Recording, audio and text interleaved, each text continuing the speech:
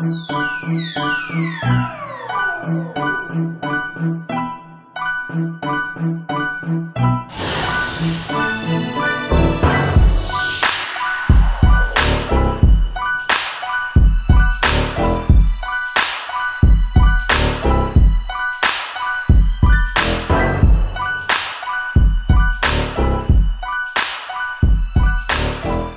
everybody, this is Billy at Bakersfield Tough. Man, I'm down here at Cope's Tackle and Rod with Seth Mastero, right? And we're going to be looking at reels today, man. We got an upcoming feature here in Bakersfield Tough coming out pretty soon, and this is the real world. And there are so many different options that we're going to be looking at what application is best, and so there's a lot of fishing right now going on. There's a lot of good fishing right now. Absolutely. We got trout fishing's going off, crappie fishing's real good. The bass are just starting to move up in the shallows and spawn for spring. Yeah. Last year we did a feature with Jared up at Lake Isabella on the crappie, man, and I could not believe how hard those things hit. Oh, It was like one after another, man. I felt like you were cheating. Yeah, we got high water this year, so all the crappie have a lot of places to hide. They're going to have a real successful spawn. It should be real good. Yeah. So. All right, so let's talk about reels here, man. They've gotten sophisticated over the years. Ball bearings, or not ball bearings, but the way everything kind of moves. And so let's talk about it. Let's start over here. What are we looking at? So first we're going to start with like your ultralight stuff, crappie, trout, panfish style stuff.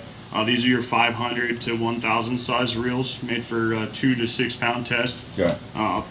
Right there in your hand, you got a Sahara 500. That's a real good 2 pound test reel. Pretty light too. Yeah, absolutely. It's made obviously for super ultralight stuff. That's going to be a great like stream fishing reel or fishing crappie, bluegill, real light trout stuff. One of the things I notice is that sometimes people will over reel, like they don't, they get a bigger one than they really need.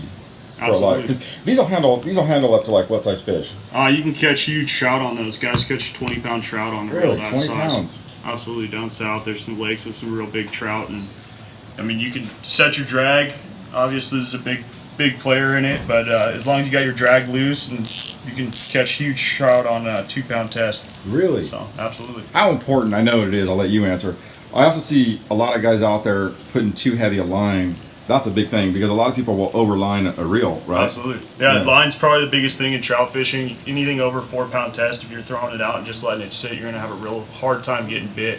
So 6 pound, 8 pound for trolling's okay. Yeah. But if you're throwing out bait and letting it sit, you want 2 or 4 pound tests, and fluorocarbon lines. The fish can actually see the line, right? Absolutely. We may not think that because we can't see it underwater that they can't see it, but they actually are very aware. Oh yeah. Of something floating around in there. Absolutely, and the sunlight travels through the line too, so that's another big thing. Fluorocarbon line helps out a lot. It breaks up that light going through the water and through your line. All right, let's take a look at another one. So the next step up would be a 1,000 size reel. Again, this was the 500 or like 50 size. A 1,000 size is just a bit bigger. This is really made for 4 pound test, where this guy here is made for 2. Okay. This is going to get you a little longer cast. You can see how much taller the spool is in this area here. Oh yeah. So line peels off it a lot easier. Yeah. So either way, you can fish 4 pound test in either one of these reels, but this one's going to cast a lot better for you. It's also nice if you want to step up to like 6 pound test. It's more of a universal all around reel. Yeah. Drag is so important that a lot of people don't realize that the drag, can be the key to success or not success. Right. Yeah, and absolutely. Drags, again, just adjusted on the top here. If you turn it clockwise, you're going to tighten it. Counterclockwise is going to loosen it. But you really want to set that based on your line size, so that way when you do hook that big fish, it doesn't snap your line because your drag was too tight. I was going to say, are you always better to err on the side of being too loose than too tight? Yeah, sometimes, but a lot of big thing, you loosen your drags usually after you go fishing. You don't want them compressed sitting in the closet or whatever all year long, so you want to loosen them up. A lot of people forget to then tighten them again, though, when they go fishing, and then you get your first bite in the morning, you set the hook, your drag's way too light, and you miss the fish. So it's a big thing to just check that drag every time you go fishing. All right. So, and again, we got a lot of different options here. As the prices go up, the reels get lighter weight. They get a lot smoother. They have more bearings. The drags are a lot smoother. I noticed. Maybe I haven't paid attention enough, but some of these are amazing how smooth they are. Oh, yeah. Absolutely. And they're just getting smoother and smoother and lighter with new components they have. Right.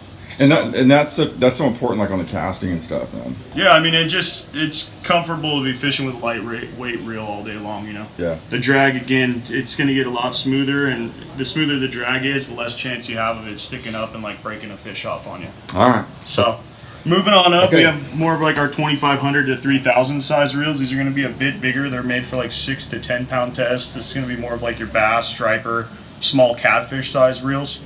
And again, same feature as the drags. As you go up in price range, the drags are going to get a little bit better. The reels are going to be much smoother. They're lighter weight. Yeah. But again, size difference is the main difference when you're going from species to species. Yeah.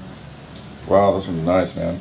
Man, you don't realize the workmanship and the design that goes into Oh, these, yeah. right? I mean, these are like amazingly engineered. Right. And yeah, they just keep getting better and better. Yeah. It's crazy. So, Yeah. moving on up from All that, right. like the bass stuff, you're going to get into more of like catfish size stuff. And it's kind of universal catfish, striper, light saltwater stuff if you're fishing off the pier or something. These guys, a lot of guys will put braided line on these, which we kind of talked about a bit earlier.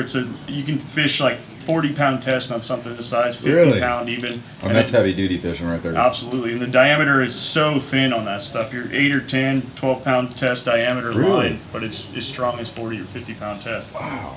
So that's kind of what you'd be doing with these guys. Some of these bigger ones have bait run features, which are real nice. A lot of people, when you're catfishing, striper fishing, you're casting bait out there and just letting it sit. Yeah. So they have these little levers on the back. You can see here the drag's pretty tight. Yeah. But when you click this bait run feature up, the drag loosens quite a bit on you, so you can throw your rod in the rod holder. Yeah. And when a fish bites, he doesn't feel that drag, and you hear it click in there. Yeah. So when you run over and grab your rod, you can see how light that is. Yeah. Turn the handle, that lever will snap down, and you're back to your full drag, just like that. And on a live bait too, right? It allows Yeah. it to kind of move around a little bit. Yeah, that's what it's made for. But I mean, for us, it's catfish, striper. When you're sitting the rod holder, that's a huge feature. That's real nice on these larger size spinning reels for catfish and striper. Yeah. That's an Akuma Trio bait feeder, 55. Yeah. Again, you can fish 40 or 50-pound braid on this. You catch huge catfish, stripers, a lot of stuff in the ocean with it. Wow. So, and again, Yeah. here's a lot of different options in the same size. You got a Daiwa here, a Penn Fierce. Yeah. So, Super nice, man. Look at that. That's incredible. All right, now we're going to get into these, right? yep. And so these are more bait casting reels. This is when you're going to be throwing more like lures for bass and striper. We've got like a Shimano Sitica 200 right here. Yeah. Wow, that's light. Yep, real light, real Whoa. powerful. Most people fish 10 to 15-pound test on that, or you can fish like 30-pound braid on a reel like that. Oh, I can't believe how light that is. High gear ratio reels, there's 6 or 7 to 1 gear ratios. So you can get a lure moving real quick. They have a ton of torque. Big old gear system in the side of these guys. Yeah. So that's really when you're getting into a bait caster. Again, Wow. throwing topwater lures and different plugs for stripers and bass is really what you do on this. Yeah. Not really made for fishing. It's kind of deceiving when they're called bait casters. They're made for throwing lures, not bait. Oh, really? So, yeah. Do they get it, and just because?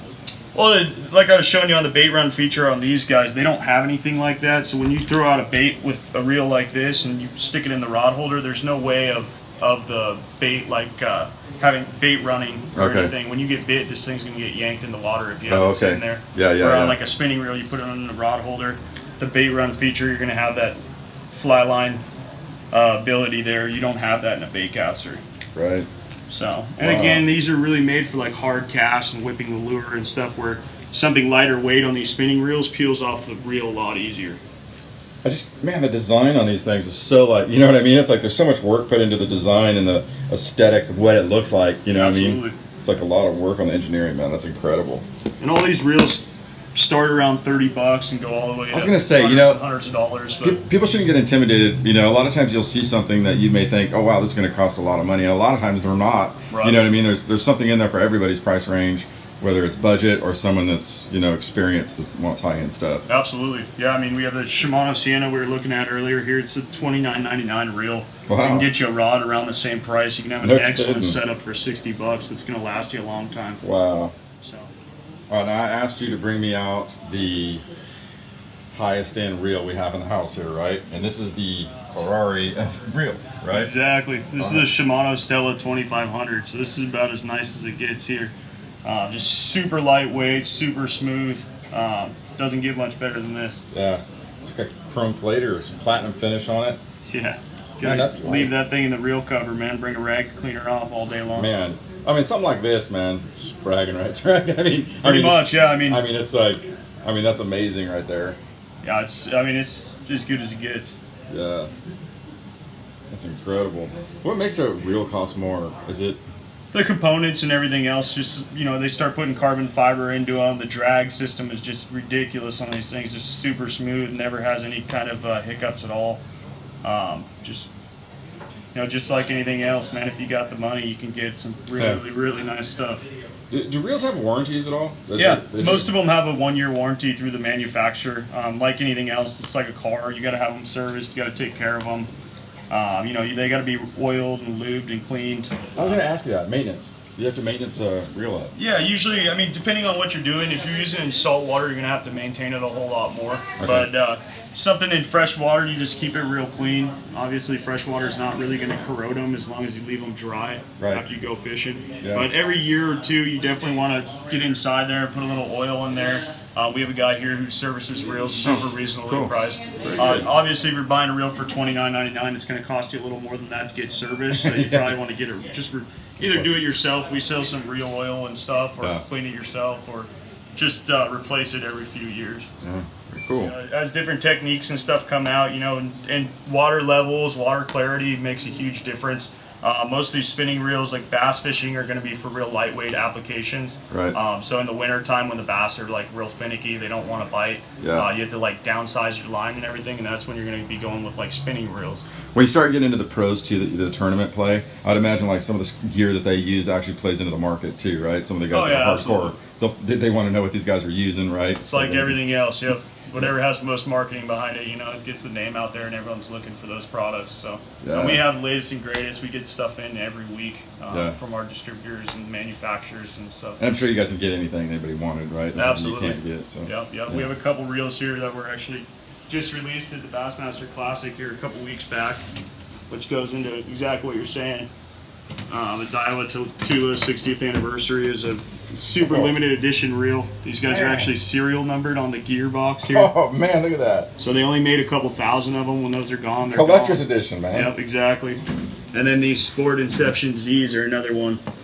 Real bright and colorful reel. Oh man, look super at that. high end. 13 Fishing was another reel that was released at the Bassmaster Classic 2 weeks back. And again, we just got them. They're going quick.